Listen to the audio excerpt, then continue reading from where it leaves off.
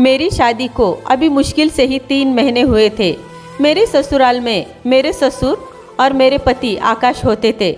बहुत समय पहले ही मेरी सास की मौत हो चुकी थी। मेरे ससुर बहुत ही अच्छे इंसान थे, मुझे बिल्कुल अपनी बेटी की तरह रखते थे। एक बार हमारे दरवाजे पर दस्तक हुई। मैंने दरवाज़ा खोलकर देखा तो दरवाजे पर 17 से 18 साल की लड़की खड़ी हुई थी। वह कुछ खाने को मांग रही थी। मैंने कुछ पैसे उसकी हथेली पर रख दिए। वह नम आंखों से मुझे देखने लगी और मेरे दरवाजे पर ही खड़ी रही। मैंने हैरान होकर उसको देखा और पूछा, क्या हुआ, क्या और पैसे चाहिए तुम्हें? तो उसने नाम में सर हिला दिया। वह अब भी दरवाजे पर ही खड़ी थी। मुझे कुछ भी समझ नहीं आ रहा था कि आखिर वह लड़की क्या चाहती है। मैंने उसे पूछा, तुम क्या चाहती हो? उस लड़की की आंखों में आंसू आ गए थे। कहने लगी, मेरे पास रहने का कोई ठिकाना नहीं है, मुझे इस घर में रहने के लिए थोड़ी सी जगह दे दे। उस लड़की की बात सुनकर मैं परेशान हो गई। मैं ऐसे कैसे अनजान जवान लड़की को अपने घर में रहने दे सकती हूँ? और मैं अपनी मर्जी से इजाज़त नहीं दे सकती थी। अभी मैं इसी सोच में ही डूबी हुई थी कि तभी मेरे ससुर की आवाज़ आई, बहू कौन है दरवाजे पर? यह पूछते पूछते ही मेरे ससुर जी बाहर दरवाजे तक आ गए थे। मैंने कहा, पापा जी, पता नहीं कौन बेसहारा लड़की है, कुछ मदद मांग रही थी। पैसे तो मैंने दे दिए हैं, लेकिन यहाँ रहने का कह रही है। मेरी बात सुनकर मेरे ससुर जी बोले, तो बेटा ऐसा करो, तुम इसे हमारे घर के काम के लिए रख लो। मैं भी दिन भर कहाँ काम करता रहता हूँ, तुम भी तो थक जाती हो। तुम्हारा हाथ बांटने वाला भी कोई हो जाएगा और उस बेचारी को भी सहारा मिल जाएगा। अपने ससुर के बात पर मैंने हाँ में सर हिला दिया। और वैसे भी मेरी ऐसी आदत नहीं थी कि मैं बड़ों के सामने जवाब दे जाती। अपने ससुर से मैंने कुछ भी नहीं कहा और हाँ में सर हिला दिया। और मैंने कहा, पापा जी, यह गलत है, ऐसे ही हम किसी अनजान को अपने घर नहीं रख सकते। लेकिन मैंने अपने ससुर की बात मान ली थी। लेकिन बार बार मेरे दिमाग में यह बात आ रही थी कि मेरे ससुर जी अजीब है, एक लड़की भीख मंगी, उसे रहने के लिए अपने घर में कैसे जगह दे सकते हैं? मेरे ससुर जी ने उस लड़की को अपने घर में रहने के लिए छत दे दी थी। अब वो लड़की हर काम में मेरा हाथ बटाती थी। जिस भी काम को कहो वो फौरन कर देती थी। जो भी खाने को दो वो खा लेती थी। बस हमेशा खामोश रहती थी। उसकी आंखों में एक खामोशी और डर सा मैंने महसूस किया था। लेकिन सबसे अजीब बात मैंने महसूस की थी वो यह थी कि जब से वह लड़की आई थी, मेरे ससुर जी अपने सारे काम उस लड़की से करवाते थे। किसी भी काम की ज़रूरत होती तो उस लड़की को ही आवाज़ देते थे। बहाने बहाने से उसे अपने कमरे में बुलाते थे। जैसे ही रात होती तो मेरे ससुर जी उस लड़की से कहते, सुधा मेरे कमरे में आ जाओ, मेरे पैर दबाकर दे दो, ज़रा मालिश भी कर देना। और जब सुधा तेल की कटोरी लेकर मालिश करने के लिए जाती तो कई घंटे मेरे ससुर जी के कमरे में बिताती थी। लेकिन जब बाहर निकलती तो उसकी आंखें भीगी हुई होती थी। उसका होलिया भी बड़ा अजीब सा हो रहा था। मुझे बहुत अजीब लगता था। कभी कभी दरवाजे के सामने से गुजरती तो कुछ ऐसी आवाज़ें आती जिन्हें सुनकर मैंने मन में गलत गलत बातें आ जाती थी और मैंने गलत गलत सोचना शुरू कर दिया था। अपने ससुर जी को लेकर अब एक बार मैं गलत सोच बैठी थी और एक बार मैं किचन में सब्जी बना रही थी। सुधा बर्तन धो रही थी कि तभी मेरे ससुर जी ने कहा कि बहू, मेरे पैरों में बहुत दर्द हो रहा है, ऐसा करो बचे हुए बर्तन तुम खुद धो लो और सुधा को मेरे कमरे में भेज दो, वो मेरे पैर की मालिश कर देगी। सुधा ने अभी मेरे ससुर जी को ना ही नहीं कहा था, वो बर्तन धोने में लगी थी। मैंने हाँ में सर हिला दिया।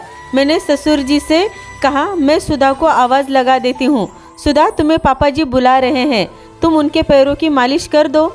मेरी बात सुनकर सुधा एकदम से पलटी थी। मैं महसूस करती थी कि सुधा हर वक्त डरी और सहमी सी रहने लगी थी। उसकी आंखों में मैंने एक खौफ सा देखा था। अभी मैंने कहा कि पापा जी के कमरे में चले जाओ और उनके पैरों की मालिश कर दो, तभी मैंने उसकी आंखों में खौफ की परछाई देखी थी। उसने जल्दी से अपने हाथ साफ किए, कटोरी में तेल डाला और मुझसे नज़रें चुराती चली गई। मैं समझ नहीं पा रही थी कि आखिर यह सब क्या मामला है, क्या है ये सब कुछ। मैं सोच में डूबी हुई थी। मैंने कप में चाय डाली और अपने कमरे में आ गई। जहाँ मेरे पति आकाश बेड पर बैठे हुए थे। वो अपने ऑफिस का कुछ काम कर रहे थे। मैंने चाय उनके सामने रख दी और चुपचाप बैठ गई। मुझे चुपचाप बैठा देखकर आकाश बोले, क्या बात है, परेशान क्यों हो, क्या सोच रही हो? आकाश की बात सुनकर मैं जल्दी से बोली, आकाश, यह जो लड़की है ना सुधा, यह मुझे थोड़ी अजीब लगती है। आकाश, तुम खुद क्या भी सोच रही हो? तुम्हें पता है तुम क्या सोच रही हो? मैंने कहा, हाँ, वो एक जवान लड़की अकेले यूं क्या कर रही है अपने घर में? उसके आगे पीछे कोई नहीं है क्या? उसका अपना कोई नहीं है क्या? मैंने ऐसा आकाश से कहा। उसने कहा, उस बेचारी का कोई नहीं होगा, वो एक अनाथ होगी, जो उसे थोड़ा सा भी सहारा दे वो उसके घर में जाकर रह रही है। आकाश बोले, ज़रूर कुछ ना कुछ गड़बड़ है, मुझे तो दाल में कुछ काला लगता है। और आकाश, मैंने सुधा की आंखों में एक अजीब सी बेचैनी का डर महसूस किया है। और हाँ, फिर पापा जी भी सुधा से अपने सारे काम कितने अधिकार के साथ करवाते हैं, जैसे वो उनकी। मैंने अपनी आखिरी बात जो जानबूझकर अधूरा छोड़ दिया था। मैंने सोचा कि कहीं आकाश को बुरा ना लग जाए। मैंने अपनी बात को जारी रखते हुए दोबारा कहा, आकाश, उस लड़की का रवैया। फिर उन्होंने शांत होकर कहा, वो मुझे बहुत अजीब लगता है। हर वक्त तो वो रोई ही रहती है, जब भी आवाज़ लगाओ तो एकदम से डर जाती है। आकाश, कभी कभी तो मुझे लगता है कि कहीं सुधा को हमने इस घर में रखकर गलती तो नहीं कर दी। पता नहीं आकाश, क्यों मुझे ऐसा लगता है जैसे इस घर में सुधा के साथ कुछ गलत हो रहा है, वरना वह हर वक्त उदास क्यों रहती? उसे तो रहने के लिए छत चाहिए थी और खाने के लिए 2 वक्त की रोटी, और वह उसे इस घर से सब कुछ मिल रहा है। फिर वो इतनी उदास क्यों है, हर वक्त रोती क्यों रहती है? मैंने आज अपने दिल के सारे अंदेशे आकाश के सामने खोलकर रख दिए थे। मेरी बात सुनकर आकाश ने अपना लैपटॉप बंद कर दिया और बोले, प्रिया, तुम कुछ ज़्यादा ही सोचने लगी हो। अगर उसे कोई दुख तकलीफ होती तो वह हमारे घर में नहीं रहती, वो यहाँ से जा चुकी रहती। और तुम कहती हो कि उसका कोई आसरा ठिकाना नहीं है। अगर होता तो क्या रहने के लिए आती? ज़रूर उसका इस दुनिया में कोई नहीं होगा, तभी तो वो यहाँ रहती है। और कितनी अच्छी लड़की है, तुम्हारा काम में भी तो हाथ बटाती है। और हाँ, वो बिल्कुल भी नखरा नहीं करती है, तुम्हारी सारे बातें मानती है, पापा जी की भी इतनी सेवा करती है। तुम्हें भी इस काम से छुट्टी मिली नहीं क्या? तुम्हें पहले पापा जी के सारे काम करने पड़ते थे। इतना कहकर आकाश ने खुद को अपने लैपटॉप में फिर से बिजी कर दिया। वो शायद इस मामले को टाल रहे थे, लेकिन मैं इस मामले पर खुलकर बात करना चाहती थी, क्योंकि मैंने बहुत हिम्मत की थी आकाश से यह सब कुछ बात करने के लिए। मुझे लगता था कि कहीं आकाश को अपने पापा के लिए बुरा ना लग जाए। मैंने फिर से अपनी बात को जारी रखा, आकाश, यही बात तो मुझे अजीब लगती है। पहले पापा जी सारे काम मुझसे करवाते थे, लेकिन जब से वह लड़की आई है, पापा जी कहते हैं कि वो मेरे सारे काम कर देगी और तुम मत करना। अगर मैं कर भी देती हूँ तो वो मुझसे मना कर देते हैं। मेरी बात सुनकर आकाश बोले, प्रिया, तुम भी अजीब हो। पहले जब तुम पापा जी के सारे काम करती थी तब तुम्हें यह कहती थी कि घर में बहुत काम होता है, तुम थक जाती हो, मुझे कोई नौकरानी चाहिए। और अब जब पापा जी ने खुद के लिए काम वाली रखी है, तब भी तुम्हें दिक्कत है कि पापा जी सारे काम उस लड़की से करवाते हैं। आखिर तुम्हारी समस्या क्या है? आकाश ने इस बार मुझे थोड़ा डांटते हुए कहा। आकाश का खराब मूड देखकर मैं खामोश हो गई। मैं आकाश को नहीं बता पाई कि मुझे पापा जी की यह बात बिल्कुल भी आकाश को नहीं बतानी चाहिए है कि वह सुधा को रात में अपने पैरों की मालिश करने के लिए अपने कमरे में बुला लेते हैं और फिर उसे घंटों बाहर नहीं भेजते हैं। मैंने सोचा अगर यह बात मैंने आकाश को बता दी तो हो सकता है आकाश ज़्यादा ही बुरा मान जाएंगे और वह कहेंगे कि तुम्हें पापा पर शक कर रही हो। हालांकि यह बात शक करने ही वाली थी। भला एक 50 साल का बुढ़ा 17 साल की लड़की के साथ कमरे में 3-3 घंटे क्या करता था? यह सवाल मेरे दिमाग में घूम घूम के मुझे परेशान कर रहा था। मैंने आकाश के सामने से चाय का कप उठाया और वापस किचन में आ गई। मैं चाय के बर्तन धो रही थी और मेरी निगाह बार बार पापा जी के कमरे की तरफ उठ रही थी। मैं सुधा का इंतज़ार कर रही थी कि वह कब बाहर आ जाती है। मैंने चाय के बर्तन धोकर रख दिए। सब्जी भी बनाकर तैयार हो चुकी थी। बस रोटी बनाने की तैयारी मैं कर रही थी कि तभी मैंने सुधा को पापा जी के कमरे से निकलते हुए देखा। मैंने देखा सुधा अपनी आंखों को पोंछती हुई सीढ़ियों से उतर आ रही थी। शायद सुधा ने मुझे नहीं देखा था। मेरे दिमाग में फिर पापा जी के लिए गलत ख्याल आने लगे थे। क्या पापा जी अपने उसूलों में इतने गिर चुके हैं? उस मासूम लड़की के साथ कहीं कुछ गलत तो नहीं कर रहे हैं? पापा जी को इस उम्र में यह सब करते हुए ज़रा भी शर्म नहीं आई? जितना मैं इन सब बातों पर गौर कर रही थी तो सारी बातें मेरे ससुर के खिलाफ जाती थी। अगले दिन रूटीन के अनुसार सुधा किचन में नाश्ता बना रही थी। मैं नाश्ते की टेबल पर ऐसे ही बैठ गई थी। जब सब नाश्ता तैयार हो गया था तो मैं आकाश और पापा जी का भी नाश्ता वहाँ पर लाकर बैठ गई थी। तभी सुधा किचन में एक कोने में रहस्यमयी सी खड़ी थी। मुझे उस पर दया आने लगी थी। मैं बोली, सुधा आ जाओ, तुम भी हमारे साथ नाश्ता कर लो। पहले तो वह मना करती रही, लेकिन मेरे बार बार कहने पर नाश्ते की टेबल पर आकर बैठ गई और डरे डरे अंदाज में नाश्ता करने लगी। मेरे ससुर की निगाहें बार बार सुधा की तरफ उठ रही थी। वो बहुत ही मोहब्बत से सुधा को देख रहे थे और आंखों ही आंखों में जैसे उसे तसल्ली दे रहे थे कि घबराओ मत। और इतना तो मैं समझ ही गई थी कि पापा जी की आंखों में सुधा के लिए जो मोहब्बत है वह बाप बेटी वाली बिल्कुल नहीं थी। जब पापा जी अपना नाश्ता खत्म करके उठने लगे तो उठते उठते बोले, सुधा जब नाश्ता कर लो तो एक कप चाय लेकर मेरे कमरे में आ जाओ। पापा जी के इस तरह कहने पर सुधा ने एकदम से मेरी तरफ देखा था। उसकी आंखों में डर उभर आया था और इसी घबराहट में गर्म चाय उसके हाथ पर गिर चुकी थी। पापा जी भी तब तक अपने कमरे में जा चुके थे। मैंने जल्दी से सुधा का हाथ पकड़ा और कहा, सुधा ये क्या कर रही हो? देखो तुम्हारा हाथ जल गया है और कितना बड़ा छाला आ गया है। मैं इस पर क्रीम लगा दूं? सुधा का हाथ लाल हो चुका था। मैंने उसे के जले पर एक क्रीम लगा दी और उसके कमरे में उसे मैंने भेज दिया। मैंने टूटे हुए कप के टुकड़े उठाए और पापा जी के लिए चाय बनाने लगी। चाय लेकर मैं पापा जी के कमरे में गई। मुझे अपने कमरे में देखकर पापा जी चौंक गए। कहने लगे, अरे प्रिया बेटा, तुम क्यों तकलीफ़ उठा रही हो? सुधा को मेरे कमरे में भेज देती, अब उसे भी तो कुछ काम करवाने हैं। मैंने कहा, पापा जी सुधा का हाथ गर्म चाय गिरने की वजह से जल गया है। मैंने क्रीम लगा दी है और उसे उसके कमरे में आराम करने के लिए भेज दिया है। मैं महसूस कर रही थी कि जलने वाली बात पर पापा जी परेशान हो गए थे। थोड़ी देर बाद बोले, अच्छा ठीक है, वह नीचे उतर कर आए तो उसे मेरे पास भेज देना। मैंने हाँ में सर हिला दिया और बाहर निकल आई। मैं बाहर आई कि किचन में देखा तो सुधा बर्तन धो रही थी। मैंने कहा, ये क्या कर रही हो? बर्तन क्यों धो रही हो? तुम्हारा हाथ तो जल चुका है। कुछ भी कहो, मुझे उस लड़की से लगाव हो गया था।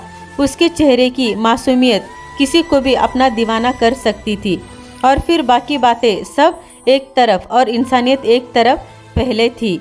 मैंने कहा, सुधा यहाँ से हट जाओ, मैं कर लेती हूँ। उसने कहा, नहीं दीदी, मैं कर लूँगी। उसने अपने काम को जारी रखा। मैंने कहा, सुधा तुम्हें पापा जी ने अपने कमरे में बुलाया है, शायद कोई काम है। मेरी बात पर उसके बर्तन धोते हाथ एकदम से रुक गए थे और उसने मेरी तरफ से फिर से सहमे हुई नज़रों से देखा। फिर बोली, दीदी यह काम ख़त्म कर लूँ फिर चली जाऊँगी। मैंने कहा, जैसी तुम्हारी मर्जी। इतने में ही मेरे ससुर की आवाज़ आ गई, बेटा सुधा को मेरे कमरे में भेज दो, मुझे ज़रूरी काम है। शायद उन्होंने हमारी बातें सुन ली थी क्योंकि वह किचन के दरवाजे पर ही खड़े थे। मैं कुछ कहती इससे पहले सुधा अपने हाथ साफ करती हुई मेरे ससुर के पीछे चल दी। मेरे ससुर जी भी, मुझे कुछ समझ नहीं आ रहा था कि वैसा क्यों कर रहे थे। भला मेरे ससुर को सारा दिन क्या काम होते थे इस लड़की से? मैंने नोट किया था, जितना वह मेरे ससुर से कतराती थी, मेरे ससुर उतना ही उसे अपने कामों में उलझाए रखते थे। फिर मैं अपना सर झटकाकर किचन की सफाई करने लगी।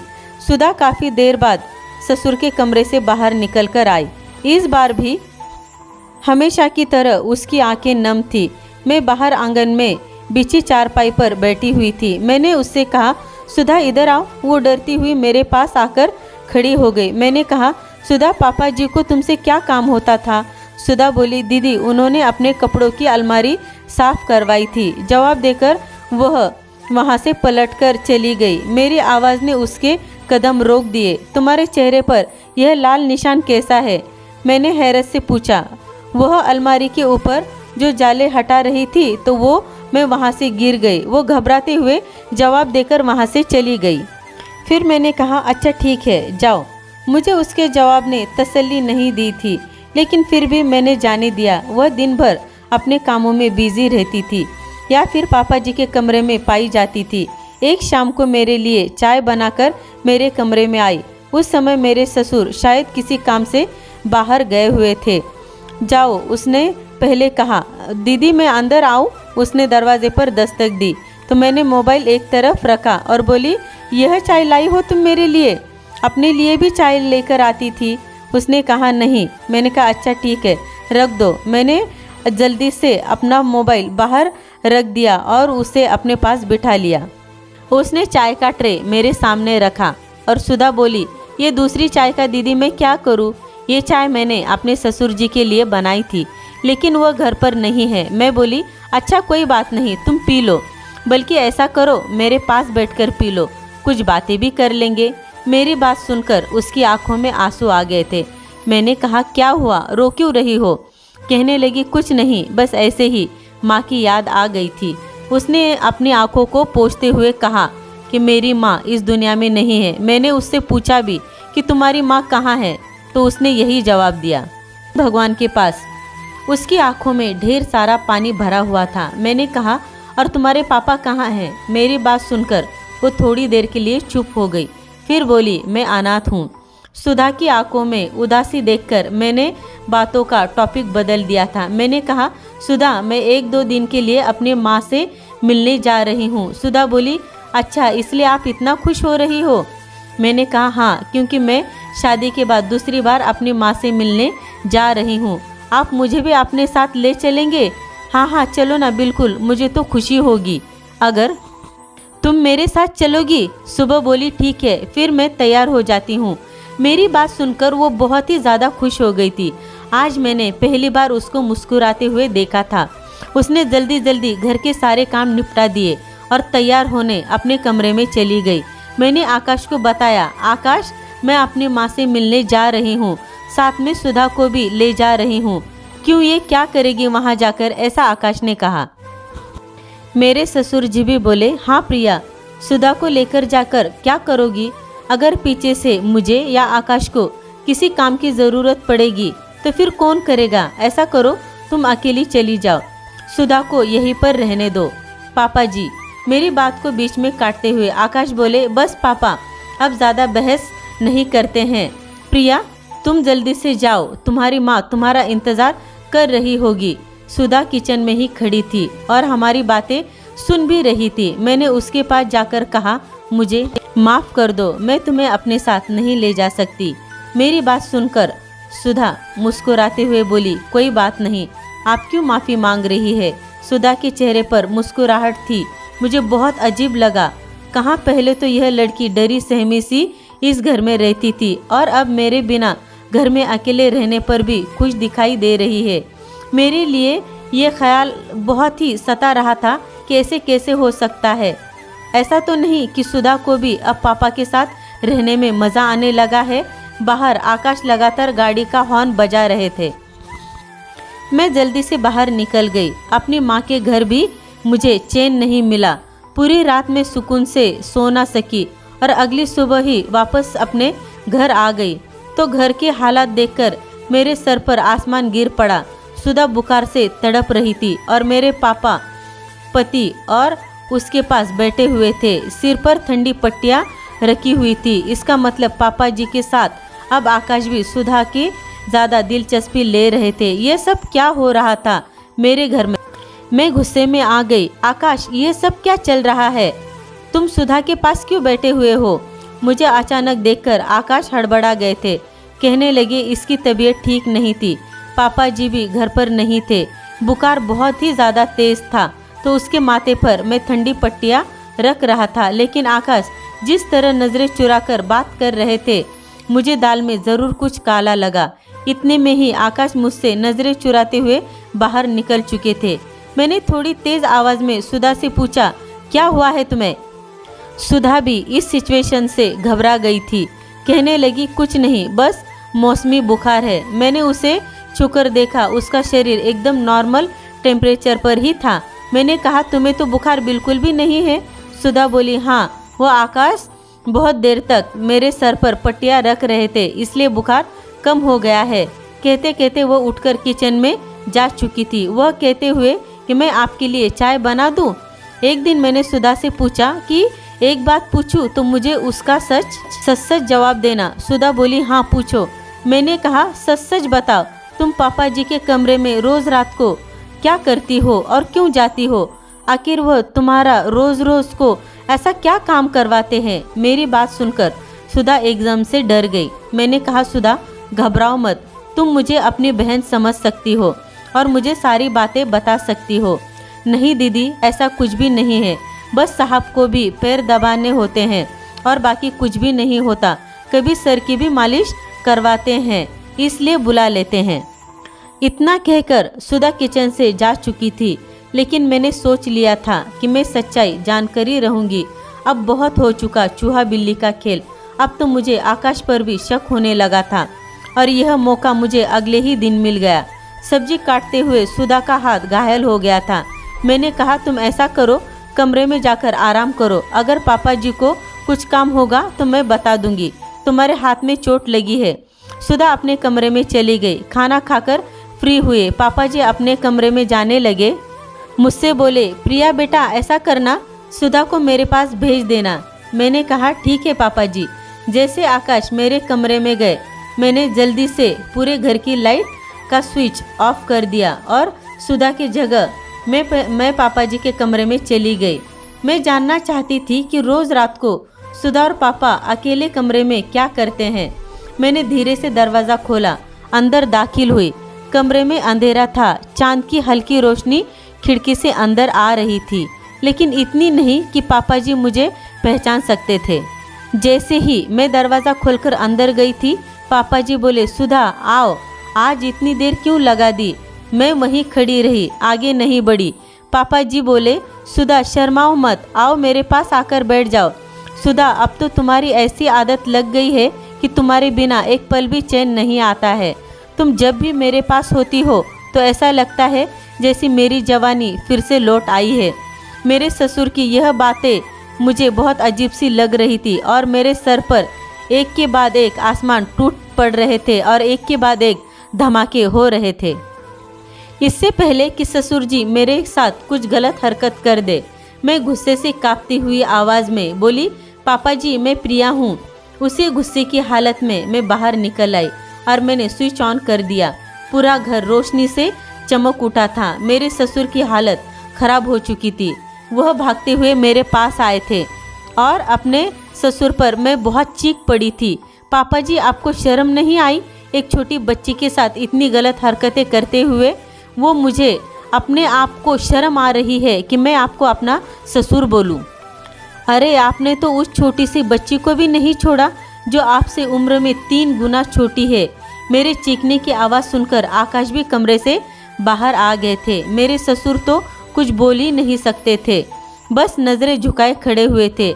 आकाश ने पूछा, क्या बात है, इतनी रात को क्यों चिल्ला रही हो? मैंने कहा, अभी तो मैं सिर्फ घर से चिल्ला रही हूँ, अब मैं बाहर भी चिल्ला चिल्ला कर सबको बताऊंगी कि आपके बाप के शरीफ चेहरे के पीछे एक हवस से लिपटा हुआ चेहरा है। अरे अब तो मुझे डर लगने लगा है कि मेरी इज्जत भी इस घर में सुरक्षित है या नहीं। अरे इस इंसान के अंदर इतनी हवस भरी हुई है कि वह अपने से 3 गुना छोटी लड़की को भी ना छोड़े, तो बस मौका मिलेगा तो वो किसी के साथ भी यह कर देगा, मुझे नहीं छोड़ेगा। मुझे डर लगने लगा था। मेरा इतना कहना था कि आकाश हाथ उठा था और मेरे गाल पर निशान छोड़ गया। मैं अपना गाल पकड़ के आकाश की तरफ देखने लगी थी कि यह कैसा इंसान है जो गलत करके भी उसे बचा रहा है और जो सही का साथ दे उसको सज़ा दे। मैं रोते हुए बोली, आकाश मैं कैसे भूल सकती हूँ कि तुम भी इस बाप के ही बेटे हो। मुझे लगता है कि बाप के साथ साथ तुम भी मुझ पर हाथ उठाने लगे हो और तुम इस लड़की के साथ मज़े मार रहे हो। मैं आगे कुछ और कहती इससे पहले ही आकाश ने दोबारा मेरे ऊपर हाथ उठाया, लेकिन वो हाथ हवा में ही रह गया। आकाश ने खुद को संयम करते हुए बोले, प्रिया, जिस बात को जानकर तुम अनजान हो उस बारे में तुम्हें कुछ नहीं कहना चाहिए। तुम्हें इसके बारे में कुछ भी नहीं पता है और अपनी राय कायम नहीं करना चाहिए। तुम्हें पूरी सच्चाई पता नहीं है। मैं बताता हूँ कि सच्चाई क्या है। दरअसल बात यह है कि सुधा की माँ की मौत हो चुकी थी। सुधा का बाप शराबी और जुआरी था और इसको पैसों के लिए बेच दिया था। इससे पहले कि सुधा का बाप सुधा को उस जुआरी को सौंप देता, तभी पापा जी वहाँ पहुँच गए थे। सुधा के बाप को पैसे देकर सुधा के साथ एक मंदिर में शादी कर ली और सुधा को अपनी पत्नी बनाकर अपने घर लेकर आए थे। पापा जी किसी काम से उस गांव गए हुए थे, वहीं पर ही यह सब कुछ मामला हुआ था। जिस जुआरी को सुधा के पापा ने सुधा को बेचा था, वह जुआरी गांव के ठाकुर का भाई था। वो किसी भी कीमत पर सुधा को छोड़ना नहीं चाहता था। पापा के साथ उन लोगों की हाथापाई हुई थी। पापा चाहते थे कि गांव के किसी लड़के के साथ सुधा की शादी हो जाए, जिससे कि सुधा सुरक्षित रहे, लेकिन गांव का कोई भी लड़का उससे शादी करने के लिए राजी नहीं था, क्योंकि पूरे गांव में ठाकुर का दबदबा था। अब सुधा को पापा अकेला उस गांव में छोड़कर नहीं आ सकते थे, ना ही उसे अपने घर लेकर आ सकते थे, क्योंकि जवान लड़की को ऐसे ही घर नहीं रख सकते थे। फिर पापा ने सुधा की जिंदगी बचाने के लिए मजबूरी में गांव के ही एक मंदिर में सुधा से शादी कर ली थी और पुलिस से जाकर कहा कि यह लोग मुझे और मेरी पत्नी को तंग कर रहे हैं। हालांकि पुलिस ठाकुर से मिली हुई थी, लेकिन जब पापा ने शादी कर ली तो पुलिस भी कुछ नहीं कर सकती, क्योंकि सुधा का 18 साल पूरा हो चुका था और वह बालिग हो चुकी थी। पापा ने यह सारी घटना मुझे बताई थी और यह भी कहा था कि तुम प्रिया को सब कुछ समझा दो, लेकिन मैंने पापा को मना किया था कि प्रिया को अभी कुछ नहीं बताया जाए। पहले प्रिया को हमारे माहौल में एडजस्ट होने दो, वो हम लोगों को थोड़ा समझ जाए, उसके बाद धीरे धीरे मैं प्रिया को सब कुछ बता दूंगा, क्योंकि तुम नई नई शादी करके इस घर में आई थी और फिर पता नहीं तुम हम लोगों के बारे में क्या ख्याल रखती हो सकता है तुम हमको गलत सोचो कि हम लोग झूठ बोल रहे हैं। आकाश की बात सुनकर मैं शर्मिंदा महसूस कर रही थी और अपने आप को चुप कर रही थी। मैं कुछ बोल ही नहीं पा रही थी। आकाश से और अपने ससुर से नज़रें नहीं मिला पा रही थी। मेरी आंखों में आंसू आ गए थे और बोली, आकाश मुझे माफ़ कर दो। आकाश बोले, माफ़ी मांगने की कोई ज़रूरत नहीं है। मैंने पापा से माफ़ी मांगी। मेरे ससुर बहुत अच्छे थे, उन्होंने मेरे सर पर हाथ रखकर मुझे माफ़ कर दिया। मेरे ससुर के माफ़ करते ही आकाश ने भी मुझे माफ़ कर दिया। आकाश ने कहा, तभी तो कहते हैं बिना जानकारी के किसी के बारे में कुछ भी बातें मत फैलाओ, नहीं तो नुकसान कर देती है और सबका नुकसान हो जाता है। आकाश और पापा जी अपने अपने कामों में चले गए और मैं ऊपर सुधा के कमरे में आ गई। सुधा लेटी हुई थी। मैं सुधा के पास बैठ गई और बोली, मैंने सुधा का हाथ अपने हाथों में लेते हुए कहा, सुधा मुझे माफ़ कर दो, मैंने तुम्हें भी गलत समझा था। सुधा एकदम से उठकर बैठ गई थी। सुधा नासमझी से मुझे देखने लगी। मैंने शर्मिंदा होते हुए उसे सारी बात बता दी थी। मेरी बात सुनकर वो सुधा मुस्कुराने लगी थी। मुझे पता था आप मेरे बारे में और अपने ससुर के बारे में क्या सोचती हो, लेकिन मैं आपसे नाराज़ नहीं हूँ। आपको मुझसे माफ़ी मांगने की कोई ज़रूरत नहीं है, क्योंकि जिस तरह के हालात है उसमें आपका शक करना जायज़ था, सही था। मैंने सुधा से पूछा, सुधा फिर तुम इतना डरी डरी क्यों रहती थी? सुधा कहने लगी, मुझे डर लगता था कि कहीं ये ठिकाना भी मुझसे ना छीन जाए, फिर से अपने बाप के घर नहीं जाना पड़े। मैं यह पर बहुत खुश हूँ, मुझे किसी से कोई शिकायत नहीं है। तुम्हारे ससुर जी भी मेरा बहुत ध्यान रखते हैं और मुझे बहुत प्यार करते हैं। मैंने तो कभी सोचा ही नहीं था कि मुझे इतना अच्छा और इतना प्यार करने वाला जीवन साथी मिलेगा। मैं मानती हूँ कि वह उम्र में मुझसे बड़े हैं, लेकिन जब मन आपस में मिल जाते हैं तो उम्र नहीं देखी जाती है और फासले खुद ही मिट जाते हैं। जब भी मैं तुम्हारे ससुर जी के कमरे में जाती थी तो मेरी आंखों में आंसू आ जाते थे। कभी वह आंसू खुशी के होते थे तो कभी गम के होते थे और कभी ना कभी तो वो छलक ही जाते थे। दुख के इसलिए क्योंकि मुझे अपने बाप की वो काली करतूतें याद आने लगती थी। कभी कभी मैं अपनी माँ को याद करके रोने लगती थी।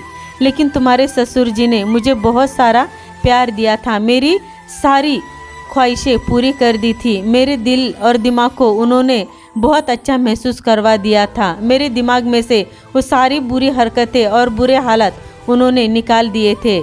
इसलिए शायद मैं रोने लगती थी कि मेरा इतना अच्छा हो गया है।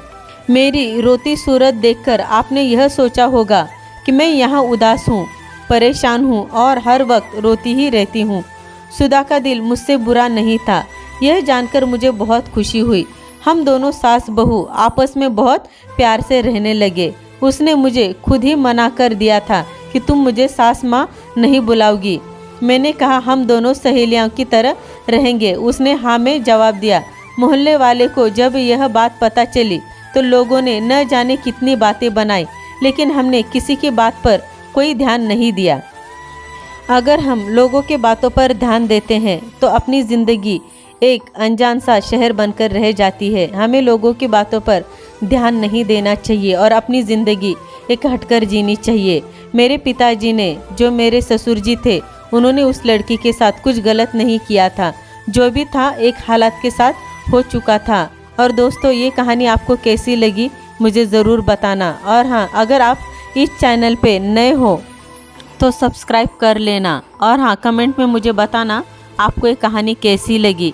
और हाँ, कमेंट करना, लाइक करना और शेयर करना बिल्कुल भी ना भूलना। दोस्तों, आपका सपोर्ट ऐसे ही बनाए रखना। कहानी सुनने के लिए आपका बहुत बहुत धन्यवाद दोस्तों।